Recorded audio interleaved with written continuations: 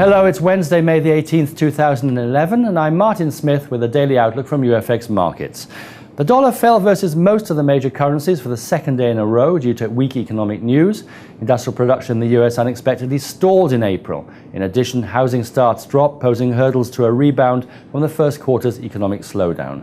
Unemployment at 9% and stagnant wages indicate any recovery in housing may take years to unfold. Job growth is essential to household formation and to keep home prices from falling further. Stock markets closed mixed as the Dow fell by 0.55% and the Nasdaq gained 0.03%. Crude oil rose by 0.80% to close at $97.70 a barrel. Gold lost 0.40% and closed at $1,485 an ounce. Today, the FOMC meeting minutes are expected to be released. The euro strengthened against the US dollar as European finance ministers tackled the region's sovereign debt crisis. In addition, Portugal got approval for its €78 billion bailout. European finance ministers for the first time floated the idea of talks with bondholders over extending Greece's debt repayment schedule, saying that the last rescue failed to restore the country to financial health. But still, as inflation accelerated, the euro gained, boosting pressure on the European Central Bank to raise interest rates. Trading above resistance at 142.50 will keep the momentum positive for the pair.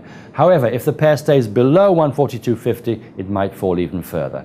Overall, the euro-dollar traded with a low of 140.47 and a high of 143.38. No economic data is expected today. The pound strengthened against the dollar for the second day as the report showed inflation accelerated more than forecast in April, prompting investors to bet on higher interest rates. The trend for the pair is bullish if the pair continues to maintain 162.20. Overall, the pound-dollar traded with a low of 161.46 and a high of 165.16. The dollar strengthened against the yen after the pair succeeded in breaking 81. The US dollar is showing strength against the yen despite the weak economic news from the US. The trend for the pair is bullish. If the pair succeeds in breaking 81.80, it may bring the pair down to 82.50.